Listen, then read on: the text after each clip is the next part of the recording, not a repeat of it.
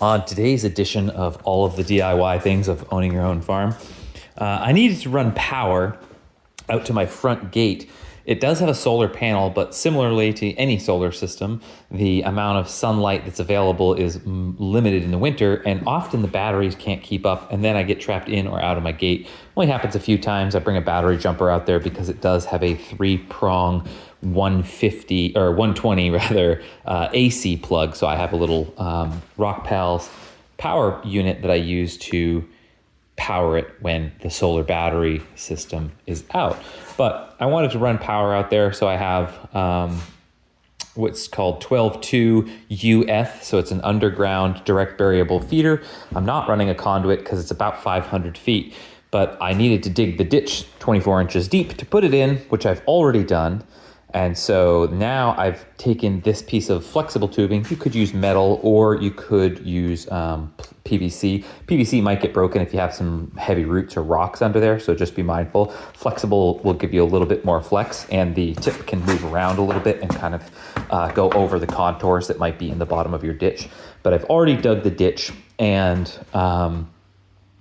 so I also wired in one end of the wire that needs to be laid. So I actually cut down the side of this, you can see here, so I can actually feed the wire into it. I have the power cable, and I also have an Ethernet cable because I'm going to put a little camera out there so I can actually see when someone's at the gate for my office a little bit easier than I already can.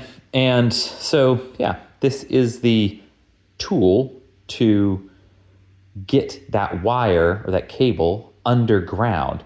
And you do this only because you can push it down there, but it's just easier if you have something to run it. So with 2 people, we can feed wire into the top here as we walk behind the tractor that is going through an already cut trench, so it's not having to have a lot of tension or anything like that. And this would just lay the wire at the bottom, and then the person who's feeding the wire can just kick the dirt over and allow that to be backfilled.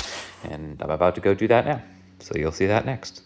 Here you can see I've used that slit in there to feed in my Ethernet and my power cable. Yes, they'll be buried near each other. It is what it is. Sunk 24 inches, and then that tube's there. And then because I have my shovel rack up here, I just put the spool. I wish I'd gotten this on a spool. They just give you one. So I had to lay it down. But this spool here is just free spinning there. So as I'm driving forward, it automatically pulls it. And then that one, which is the power line, is the EF 12-2. I unrolled that all the way out, so as I'm driving, I'll just kind of pass it over that little the shovel there, and slowly DIY put this in myself. I made a 2-person job, a 1-person job. See, just lifting this up with one hand and then letting this spool undo itself into this tube. That goes deep down in there. See, you guys can barely see it, it's so far down in there. Most of it gets backfilled really quickly, so you actually can't quite see the wire. It's so deep, but 24 inches down leaves you a nice little trench.